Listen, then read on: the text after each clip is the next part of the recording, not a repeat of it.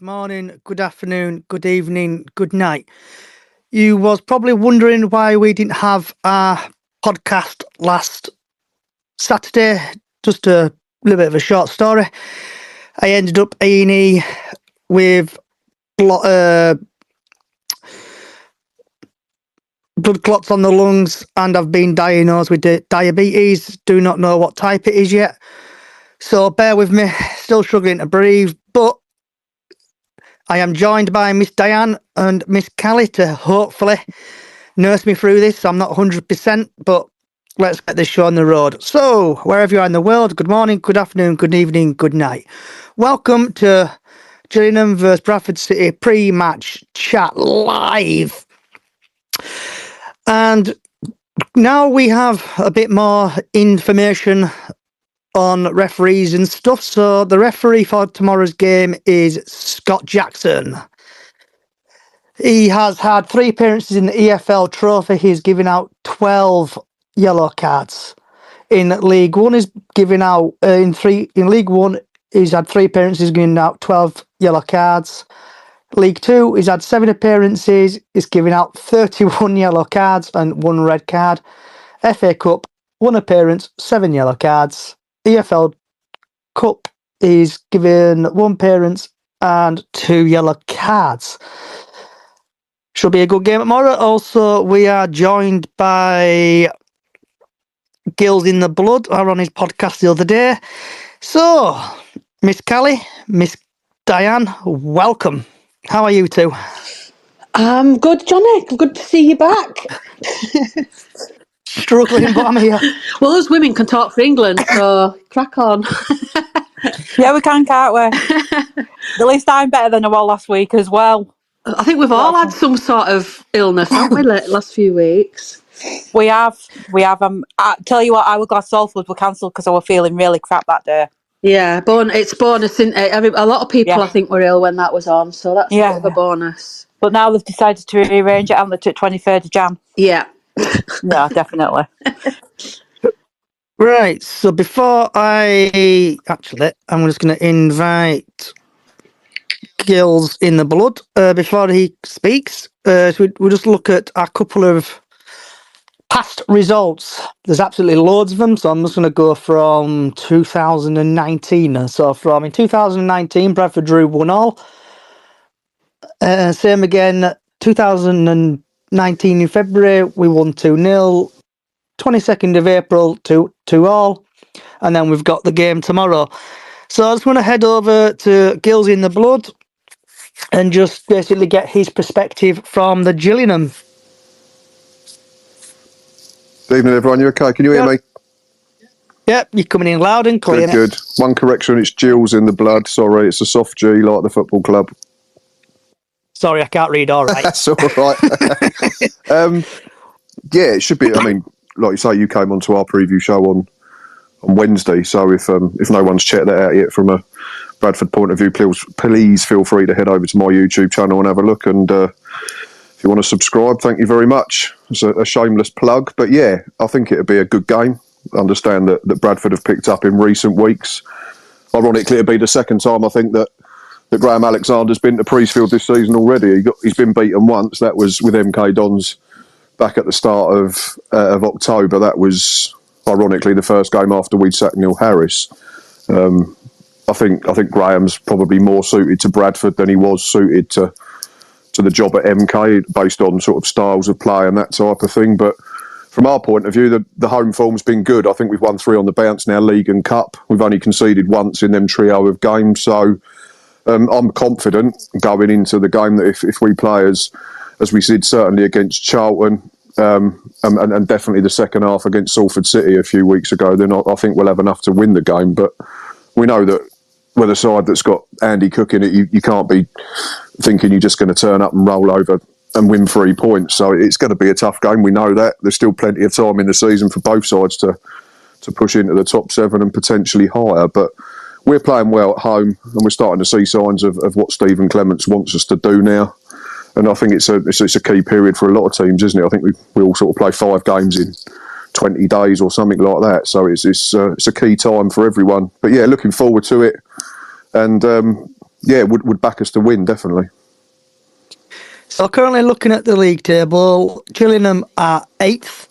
They're on a -7 goal difference. They're on 31 points. Bradford all the way down in 14th. Obviously, we've got a game in hand because of the Salford game.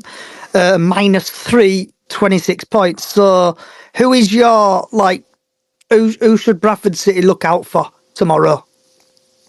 I can't see there being too many changes. Obviously, it's a bit awkward now because we've had the week off because of the postponement. So there was a couple, certainly, that missed the Charlton game or came off early in the Charlton game that you think would be to contenders to go back in. So for me, if he comes back in, Connor Mahoney from the side is a massive threat. He's good with both feet. He can beat a fullback. His delivery's good. He's a threat in terms of goal scoring as well, particularly from outside the box. I think he scored 4 this season. None of them have been inside the 18-yard box. So you don't want to be giving him chances. Yeah, and if we can get the ball to him, obviously the other name that's going to be mentioned is going to be Johnny Williams because of the fact that he was very close to signing for Bradford in the summer before coming and joining us, which I think, we spoke about is, I don't think it was as big a shock as maybe Bradford fans realised at the time because of the fact that he was born in Tunbridge Wells, which is literally just up the road from Gillingham. So it was a case of coming home for Johnny. If he plays well, we play well. Ethan Coleman's the other one. I think he had to come off early in that Charlton game, sits in front of the back four. If he's able to play, then he'll do that sort of dirty work in front and just protect us and keep us ticking over. So that would be the 3 that I'd pick out. But yeah, I think we've got basically a fully fit squad to choose from now, which is the first time we've had that in a good while. So that gives Stephen Clements good problems. So yeah, loads of options all of a sudden, and people potentially missing out just through choice rather than injury or suspension. So looking at Simon Parker on the TNA, he's saying your leading top goal scorer is Connor Mahoney. Connor Mahoney, yeah, he's got 4 in the league. Yeah, all of his have been in the league, I think. Yeah, Morecambe, Swindon, Salford, and Tranmere. Yeah. And then also, I'm like the Paul Merson of the group here. Pronouncing names is not my forte. Macaulay Bond's got 4 in all competitions as well. Yeah, he scored against Charlton a couple of weeks ago against his former club. I'm just trying to think who else we've got. 2 seconds.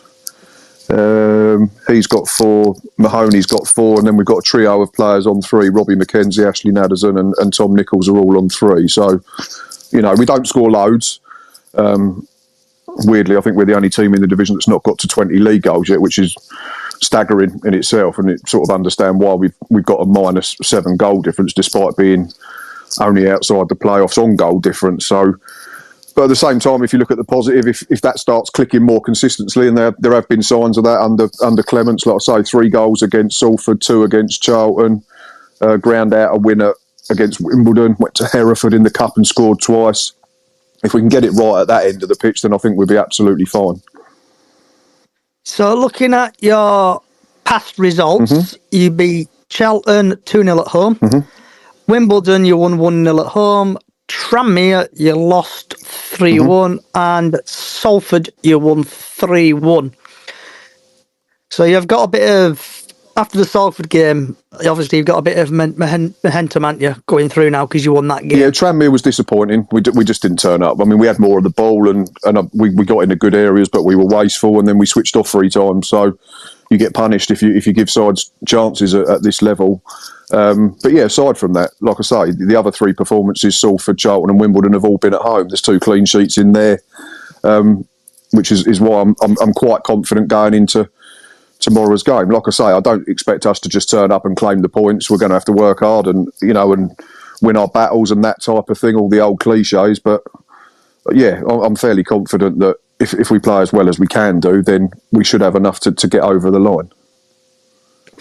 So looking at the match odds for the game, I'm not very good on betting and stuff. So Gillingham are 13-10, City 19-10, the draw 9-4.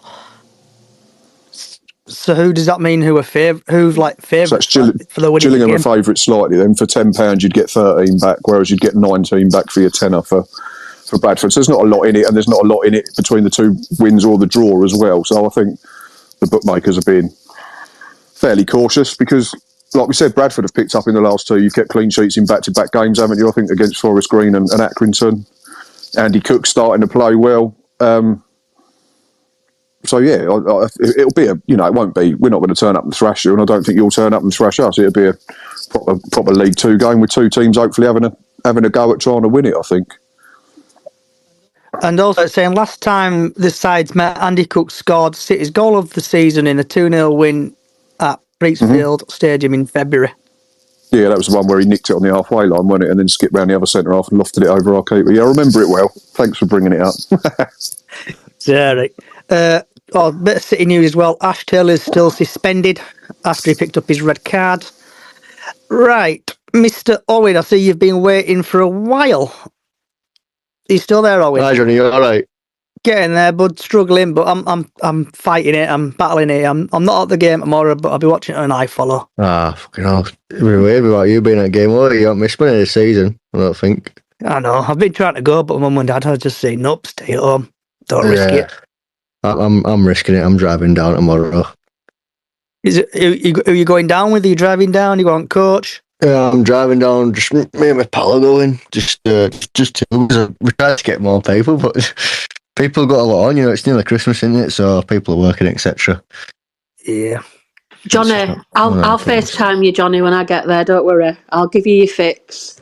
I need my fix.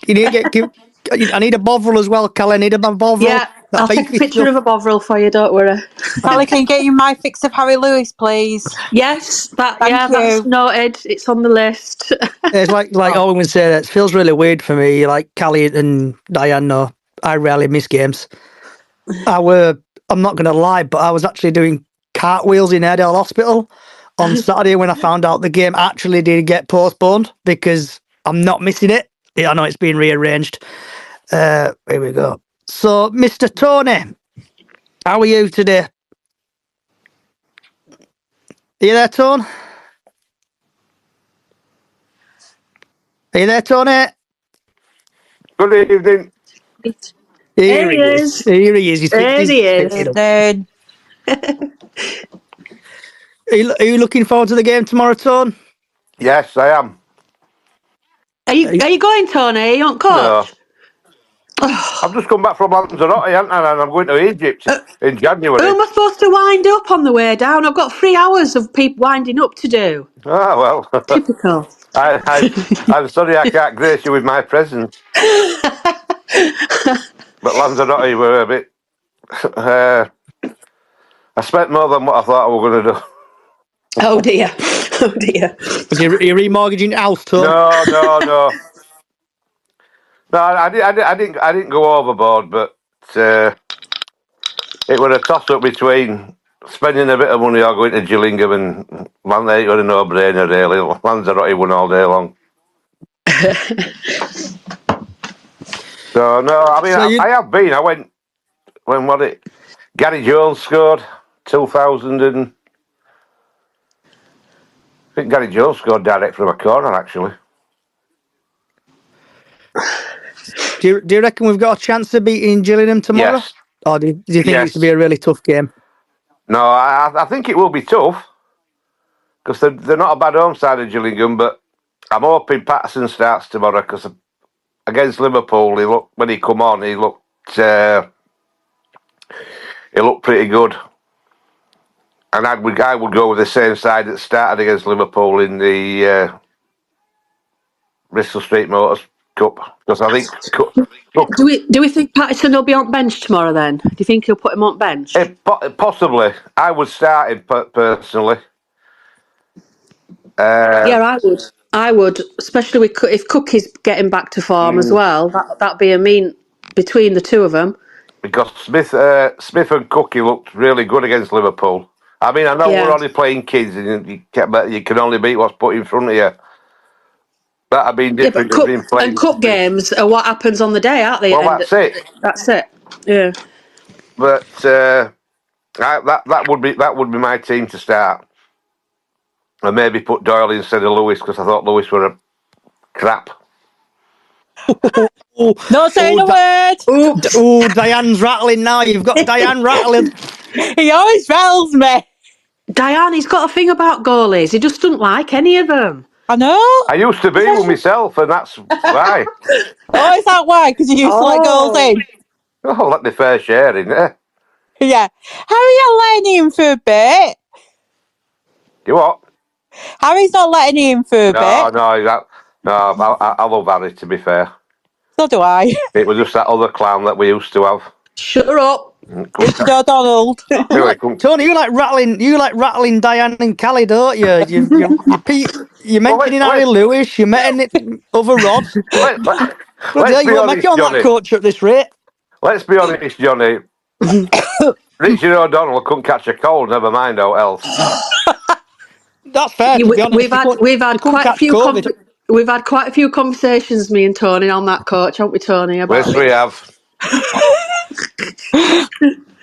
Anyway, no, I do fancy his chances tomorrow because I thought we did. I mean, like I said, I know we only played kids, but we did play well. We knocked it about well.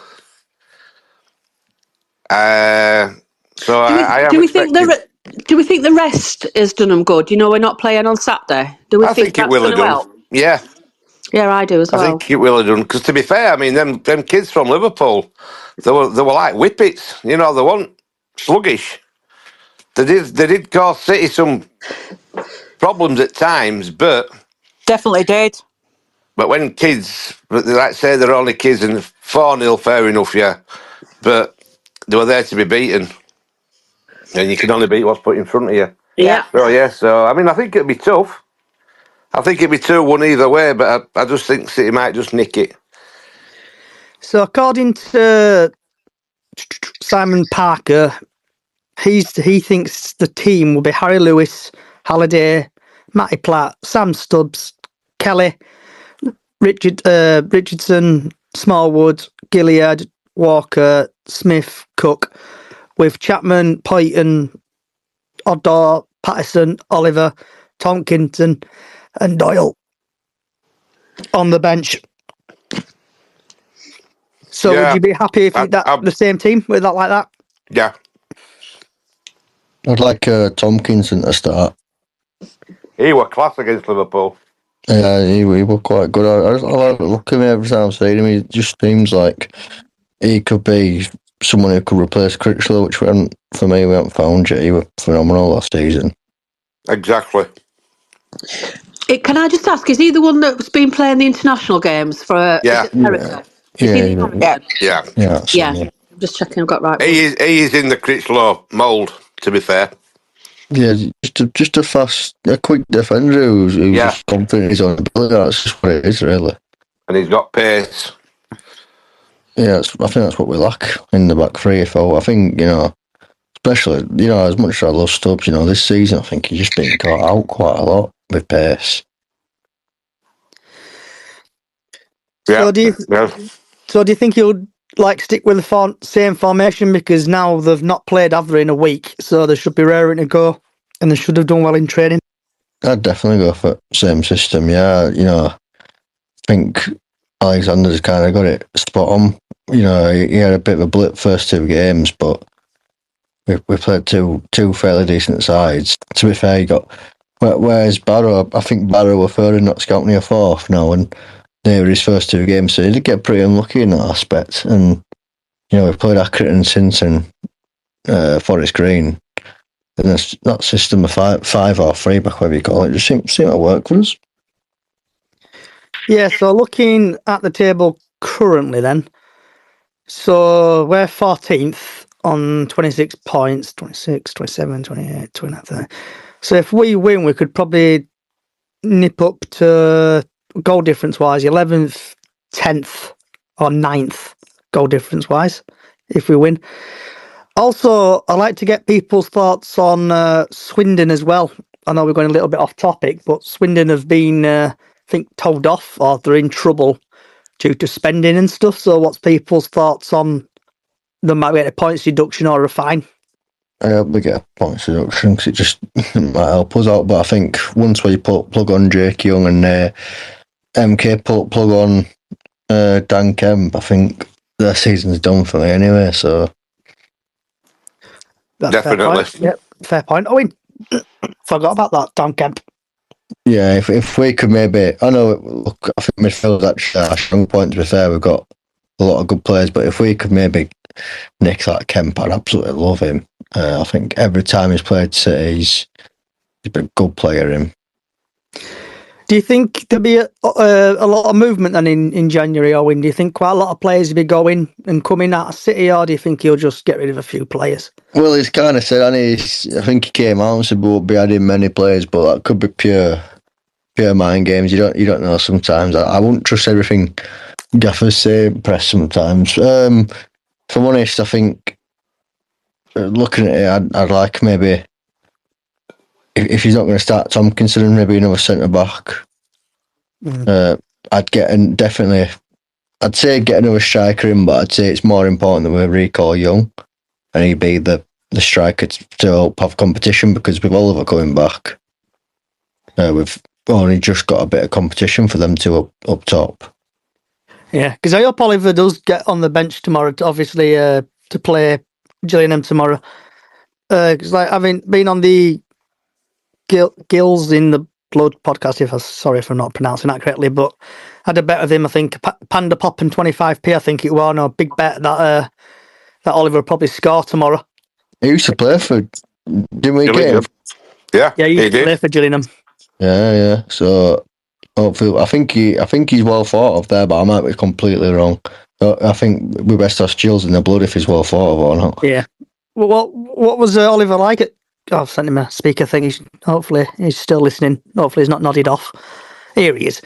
So what was Oliver like at Gillingham? Yeah, he was superb liked? for us. Absolutely brilliant. He's a top player and he's a top bloke as well. I think that's one of the best things about sort of doing these spaces or YouTube channels or podcasts at this type of level, is that you get access to players and you get to find out about the person rather than just the player. And I had him on my channel just after he left, I think, when his contract is expired, and he's a really nice fella, proper down to earth. But yeah, he was, in terms of the football stuff, he was brilliant for us. I think that first season he got 22 goals. So for me, it's been a surprise that he's struggled so much at Valley Parade. I know he's had injuries, and obviously the form of Andy Cook played a big part last season. But yeah, it's been disappointing to see that he's not been good. Obviously, I hope if he does get on the pitch tomorrow that he's absolutely horrendous, and I'd tell him that to his face as well. But yeah, if you play the right way and you get service into the 6-yard box, Dane Oliver comes alive. I mean, I don't know how many headers he scored for us. I say he got 21 or 22, I think it was, in all competitions. That was the COVID season, so we never actually got to see him live that season, when we finished, I think, 9th or 10th in League One. And then even the season when we got relegated, I know he missed probably about 4 months of that. I think he was still our top scorer of about 11 in all competitions. So yeah, I mean, you can't. I think I'm sure he was going along exactly 1 in 3 in 2 seasons with us, and the first season obviously he was going along at a better ratio of that. But yeah, he's probably a sort of player that's almost going out of the game, that sort of old-fashioned number 9 that plays with his back to goal, and you don't see a lot of teams play 2 up top now, which probably means that he's obviously having to be behind Andy Cook at the moment. And I certainly don't think you could play the 2 of them together, but he's one hell of an understudy. If Cook does get injured or suspended or his form drops off, then for me, Dane Oliver's a more than able deputy, and he should be playing every week because he's good enough to play at the level. He was good enough to play at a higher level in League One with us, so it must be frustrating for him. But yeah, top player, top bloke. If you get him fit and get him on the pitch, he'll score your goals. I don't know how accurate Wikipedia is. He's in 82 appearances, he's scored 27 goals for you. In 30 appearances for Bradford City, he's scored 3 goals. Yeah, I don't think Wikipedia's entirely up to date. I can tell you how many because I keep a log on my phone. I think he scored 4 for just off the top of my head, to be honest. Right, the 2021, he scored 20 goals for us and contributed 8 assists. And then the season we got relegated, he scored 11 and contributed, I don't think there was any, 5 assists as well. So that's what, by my reckoning, I keep a log on my phone from each week. So yeah, so 31 goals in about 90 games in all competitions. So 1 in 3. Obviously, it's a lot lower now at Bradford, unfortunately for him. But if you've got Andy Cook hitting 30 in a season, then as a fan, you're happy. To be fair, a lot of them have been probably coming off the bench. That's it, yeah. And if you don't start games and you don't play regularly, you struggle to get rhythm, and then it becomes harder, doesn't it? Trying to influence games in short periods. It was good to see him come off the bench in the EFL Trophy a couple of weeks ago and score. It was made up for him. So, but yeah, I hope he's absolutely shit tomorrow if he plays. He's a good honest player. He is, yeah. He'll run through brick walls for you. Even if he's not fit, he will play. He played for us probably at 80% fit, trying to keep us up the back end of that relegation season. He will do everything he can to be a success at Bradford. And apart from twice this season, I hope he still can be. Or you could. What was his injury record like at Gillingham? Fine for us. I think he had one problem where he'd done something to his ankle and he missed about 3 months of the relegation season from like November till the end of January. And I think the only other time he missed a couple of games was because he had paternity leave because I think he had, don't quote me on this, but I'm sure there was complications after his partner had given birth to one of their children. So he was obviously off doing what any father would do, and that was look after his family. But no, in terms, apart from the one that he had where he missed 3 or 4 months, which in a way probably ultimately cost us our place in League One because we only needed to score one more goal and earn another point and we'd have stayed up. I think, and if he'd been fit for the whole of them 4 months, we'd have found that other point. But no, that's what I mean. It's surprising because he's had, it seems to be injury after injury since he's gone to Bradford, but he was never injured with us really, apart from that one period. Oh, Bradford City like signing injured players. Oh no, this is on Bradford. This ain't on Gills. I'm not taking that. He was absolutely fine with us. You've beaten him up. So, like, while I've been in bed I've been watching that Class of '92, and they had Tom Elliott. He just watching it, and he was crocked all the time, Tom Elliott, and then Bradford City in the wisdom decided to bring him on loan. And he got crocked. He just always used to be crocked for us as well. But with Oliver, it's like when I went to the Liverpool game under 21s, he came on, I think, for about 20 minutes or 15 minutes. First 2 minutes, he bulldozed one of their players over. It made me chuckle. It was nice to see him back. And I'm saying that I hope tomorrow he gets a goal, boost his confidence. Right, is anyone got anything else they want to say? Could I ask maybe one more question to Gills? Go for it, bud. Floor's yours. I'll just call you Gills, but just for a nickname. Yeah, it's fine. Who do you actually... Obviously, we've spoken about Oliver and you've mentioned Cook a fair few times, but do you look at actually anyone in our team and think, fucking hell, I don't want to play him tomorrow?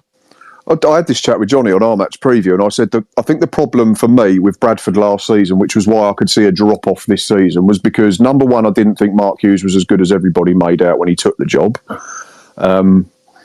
And number two, I thought certainly towards the back end of last season, you was relying on a handful of players to keep you in the playoffs. I thought, obviously, Harry Lewis, I thought was exceptional last season. Obviously, Andy Cook had the season of a lifetime. The lad who you had on loan from Huddersfield, who's now gone to Peterborough, Romani Critchlow, was outstanding, I thought. Yeah. And I thought Jamie Walker was absolutely brilliant second half of the season after he got over his injury problems. But I thought after that, if them four didn't perform, you was then sort of looking around and thinking everyone else is a bit inconsistent. I know you had injuries like Ossa Davey broke his leg shortly after joining and took ages to come back. Obviously, Verdane didn't really take off as well as you'd have hoped. Yeah. Walker, I think Walker's key because obviously if Walker's in the game and he's having an influence, he's probably going to create chances for someone like Andy Cook. So yeah, again, you can't get away from Andy Cook. His goal record's phenomenal over the last 2 years. It's probably taken him a little longer than you'd hoped to get going in terms of the volume of goals this season, but I think he's got 7 in 17 or 18. So he's going along at just over 1.5 every 2, which is by no means a disgrace at all. It's just when he's had such a good season previously, it looks like he's dropped off. But I think Walker's probably the key player. If you can get him on the ball, then you'll cause us problems. I think last season we had a lad on loan from Crystal Palace called Scott Banks. Yep. And he were a bit of a... That played off the right and but was left-footed, used to play as an inverted winger, yeah. For me, he were a bit of a threat. Yeah. And we have another lad called Harry Chapman, you might not have heard of him. Mm-hmm. He's been injured quite a lot, and he got injured with about 5 games left last season. He stretched too far for a ball, and I think he just did his hammy for about 4 months, and just come back like now. I'm I'm pretty sure if he didn't get injured, would have probably gone up. I think he's someone who can.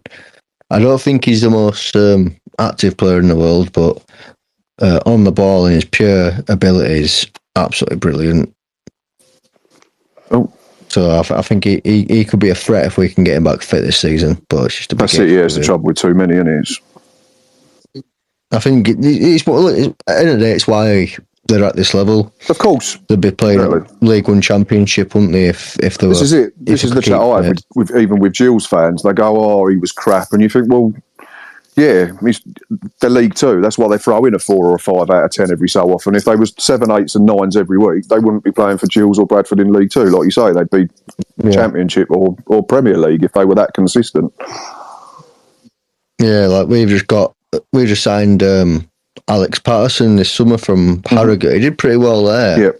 But since he's been with us, every time he's played, he's looked great. But I think he's just been injured quite a few times. It might just be unlucky, but the reason we might have signed him is because of his injuries. That's probably why we've got him books at the minute. Yeah, potentially. Like you say, the price drops if they've been injured, don't they? It's...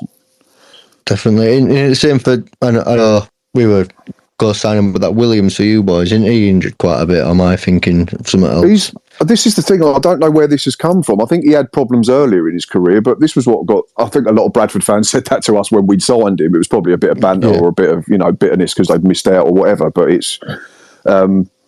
He averaged like 40, 41 games a season in 2 years at Swindon, so I'm not sure where it's come from in latter life, and I think he's played in most games this season for us. Like, I think if this game had been played last week, he might have struggled because he got a whack in the mouth against Charlton and had to come off.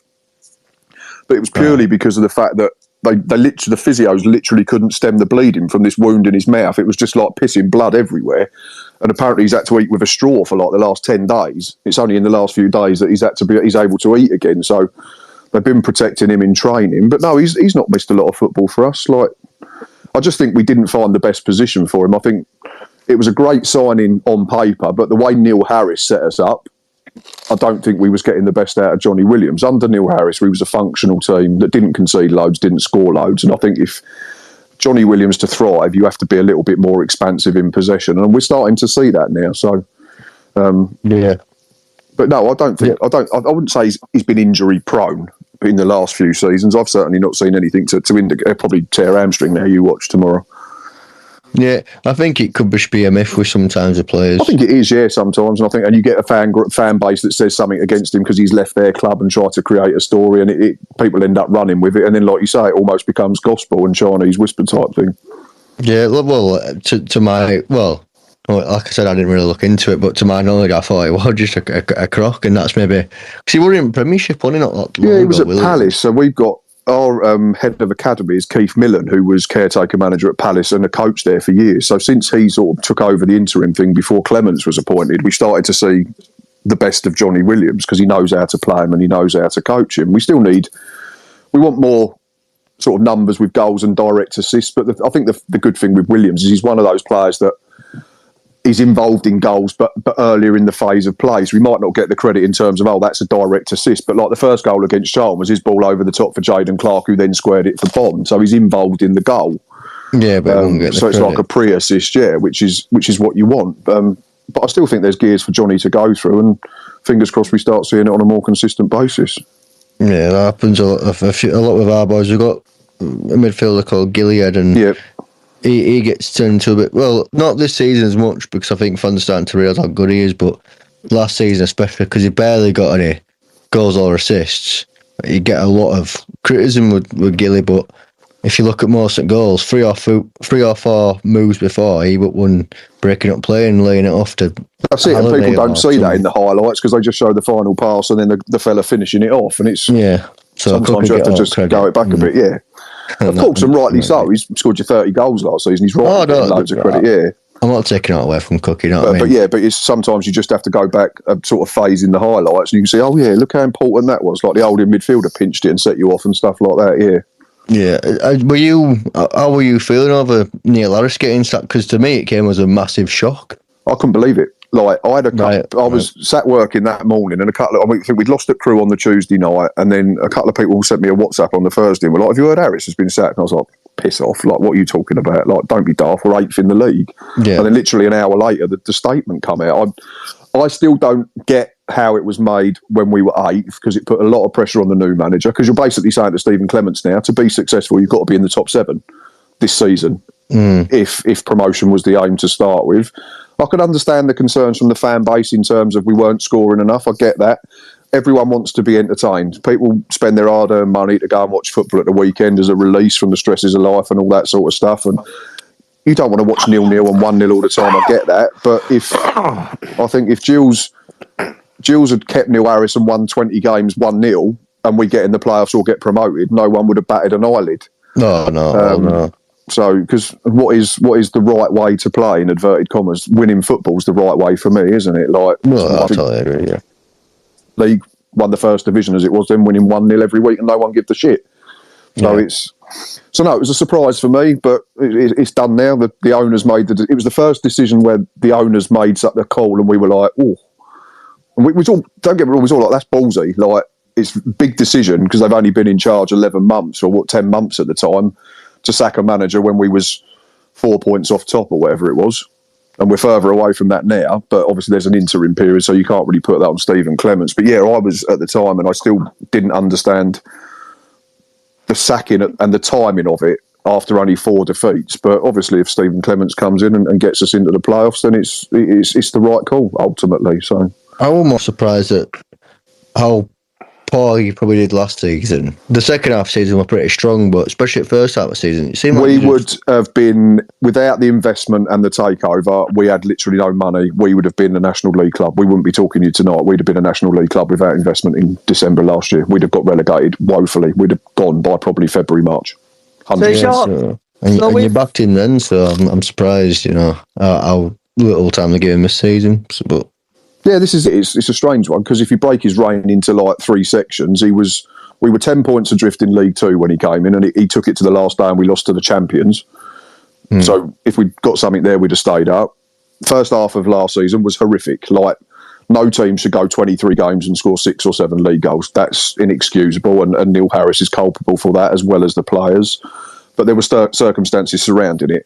But then I think if you looked at his record from January till the day he was sacked, I think there was probably only Stockport had got more points in the division over 10 months. So, yeah, again, I put Gills to win league this season on my predictions. I thought, this will be it now. This is Harris's turning point. He's got players that he wants, etc. And at the start of the season, I looked to be extremely right. Did you win your first few games? We won our first 4 games 1-0. Yeah, all 4 of them, and we beat Southampton in the League Cup. Obviously, that's not sustainable. We knew that. You're not going to go through a whole season winning 1-0. But yeah, if we, like I said earlier in the show, if we sort the scoring out and we consistently score on a more regular basis, then I still see no reason why we can't be in the top 7 at worst. That we've got a good squad for the level. Yeah, So with your owners, do you reckon they're doing a good job, bad job?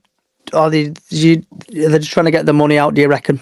No, doing a brilliant job, and they get it, and they researched it, and that type of thing. And we've fallen on our feet in terms of them coming in and becoming majority shareholders. They started off start of the year with the January transfer window, and they delivered on that. They said it was going to be aggressive and lucrative, and we signed really good players for the level, considering we were sort of 6 points adrift at the bottom at the time. The ground's a lot better now. You'll notice now you can't miss it when it gets dark tomorrow at the ground. The electronic hoardings all the way round. It looks incredible for a League 2 ground. Just bits behind the scenes. Everyone seems happier. The staff seem happier. Fans want to come to we know you want to watch your football team and you want them to win, but there's also a thing that the social aspect of football. So if you come and your team's not winning, you want to still be able to get a pie, or you want to be able to get a pint and watch the football and have a good time. You couldn't do that before. I mean, start of last season, we got laughed at all over social media because our ex-chairman was selling off out-of-date beer at £2 a pint, which is funny if it's someone else's club, but when it's yours, it's just embarrassing. So, no, they've been absolutely brilliant. They're doing a phenomenal job. Like I say, the first big call that caused sort of ripples amongst the fan base and the sort of everyone going, is this right? Some were agreeing, some weren't, was the Neil Harris sacking. But ultimately, we don't know how successful the Stephen Clements appointment is until 46 league games have been played. And have they said anything about your scaffolding stand? Yeah, so they're going to keep it forever because we know how much of visiting fans absolutely love it because it's the best stand in the world, I think was the exact words. How did you end up getting that stand? That came from Sandwich Golf Club, I think it was, after the 2003 Open. And it was only meant to be a temporary thing, and here we are 20 years later. We won't change it now until we move ground because it's just not feasible to buy. It's not worth spending millions on building a new stand when we don't fill the stadium up. So I think the top tier's been condemned, and then everything that they could use off the top tier they've put down into the bottom tier to make sure that that's usable. So I think you lot have got the bottom tier or one of the blocks in the Gordon Road stand tomorrow as well. So how much does it roughly cost for a season ticket at Gillingham? Mine was $350 this season, I think it was. And is your seat good? Is it bad? Is it? Yeah, I like my seat. I picked where I sat. I moved from one side of the stadium to the other, like the same stand, but the other side of the goal this season because my little 9-year-old girl, she wanted to start coming as well. So we couldn't get three together because there's me, her, and one of my mates that we sit together. But no, seat's decent. The views are good. Like I get why people moan or sort of tongue-in-cheek laugh about the away stand, but Christ, there's plenty of grounds that are a lot worse than ours in the Football League, certainly in League Two. I don't want to dig teams out, but I'm going to Forest Green next Friday, and we've got to stand. We haven't got a roof either. We can't even sit down. Good luck with that. Yeah, you go to. There's others, isn't there? There's Sutton's very non-league, but I like that. I embrace it because that's what football grounds were like when I was growing up. They're all very nice now, the Emirates and the Tottenham Hotspur Stadium, but they're all just generic bowls, aren't they? They all look the same. It's all part of the fun, isn't it? Of course it is, yeah, exactly. Yeah, exactly. Like I'm praying it don't rain next Friday because me and my living are going to get absolutely drowned if it's all for a 7 o'clock kickoff on a Friday night 2 days before Christmas. But we do it because we love it, and I guess we're all a little bit loopy, aren't we? In that, I mean, I am because it's clinically diagnosed. I have to take tablets for it, but we do it because we love it, and if we didn't love it, we wouldn't choose to do it. So. Yeah, because me and Callie, we've been to some absolutely dire grounds, haven't we? Oh, I've got absolutely wet through to the skin, and I still stood and cheered for the team, even though we lost. Do you remember, Diane, you're not going to like me here, but do you remember the Harry Lewis, where he thought the rugby line was the... Newport County. Newport. I remember that. I got that. Absolutely drenched at Newport. Even when my big coat on and my hood on, I was sodden. Oh, God. But I still stood there and cheered. You do it, don't you? It's part of the... I'll tell you what, Barrow's ground hasn't changed since I used to go watch Geisel play there. Yeah. It's still the same shithole. Yeah. So's Accrington. And Aldershot. There's hundreds absolutely. There's loads. Me and my dad were just talking about it at Accrington and going, oh, is it still in that housing estate? Yeah. The Luton one makes me laugh, how you walk through somebody's house to get to inside. Yeah. I love Luton. It's mad, yeah. You can literally see in their back gardens. Team now. They're Premier, that's madness. Well, their League Cup game against us this season was the first game played at Kenilworth Road after the promotion because they had to move 2 of their first games, didn't they? Or postpone them because they had to put their main stand. So we was the first game. We were the first side to play at Kenilworth Road against Luton as them being a Premier League team. But yeah, it's I love grounds like that. Like you literally can see what people have got hanging on their washing line when you walk in. It's brilliant. I don't know if you had any big knickers. Not our Gills fans probably nicked them to be somebody in the comments has asked how many fans were taking down tomorrow. Last I saw it were about 350. I don't know whether anybody else has any more details. See what it says on the Bradford City website. Because you can still get tickets on Gillingham website till tomorrow. No, I am not drunk. I've had my coffee. Because you're having a stroke there, Diane, love. No, I just couldn't speak properly. No, yeah. He's getting ready for Christmas do tomorrow night, Oh, no. I'm taking Bailey's on coach tomorrow with some ice in a Tupperware thing. Are you? Yeah. Oh, yeah, of course, yeah. I've got work Christmas do. Tomorrow night, so I have to go get a new outfit.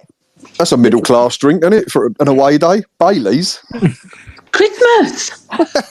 That's the most middle class away day drink I've ever heard. I might even put my Santa hat on. Last time Callie had a few beers, it was doggy daycare, wasn't it, Callie? Oh, don't. Callie were absolutely rat-ass, and we're Burton and sponsor with doggy daycare. And after game, That was so funny. She just shouted out, "Doggy daycare!" You got to be. You've all got to be polite now and talk about our owners and how good they are, because one of them's listening. Evening, Shannon. Oh, we've got VIP in here. Oh, she's just. Oh, I just mentioned her and she disappeared. Oh, she's gone. Come and gone. Scared her off. Oh, I wanted to get a bit of insight. Right, I'm going to start winding down, guys and girls. So, starting from Diane, and obviously we'll go along with Q. Score predictions, and also who do you think is going to score tomorrow? Andy Cook and Tyler Smith, and Harry's not going to let a goal in, so 2-0. Callie? I'm going 2-1 tomorrow. I'm the same as Diane. I think Cookie and Smith are going to score, and I think it's going to be like a 1-1 game for quite a bit, and then I think we're going to pinch it at the end. Gills? I said 3-1, I think, to you, didn't I, on the match preview show? Yep. So we'll stick with that. 3-1 to who? 3-1 to Girls? Absolutely, yeah. If Dane Oliver can get the consolation. I mean, Harry's going to let 3 goals in. Yep. Oh, God, you're winding her up again. She'll be rattling. Tony?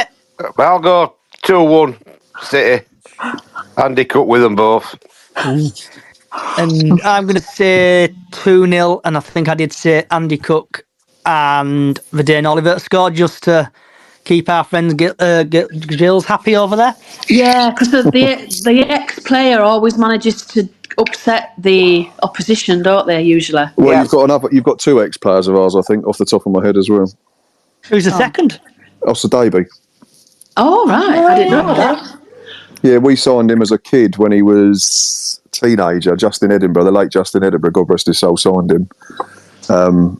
Yeah, attitude weren't the best. Oh, well, if they're fair playing, one of them's going to score without a doubt then, aren't they? That's odds on, that is. We'll see what happens. Right, Diane and Callie, if you could do me a favour and just mute yourselves, please. Thank you. Right, I want to say thank you, everybody, for joining again today. And I'm going to say, I know probably haven't had time to say it, but I want to say thank you, everybody, for wishing me basically a speedy recovery. So, you can follow this podcast on all podcast services. We've gone global on iHeart and also Pandora in America. That's Bradford City Up the Chickens. Also, Bradford City Up the Chickens on Facebook. Also, Braysodge Bradford City Up the Chickens on Facebook. Braysodge on Twitter. And wherever you are in the world, good morning, good afternoon, good evening, good night. Thanks for listening. Have a good night.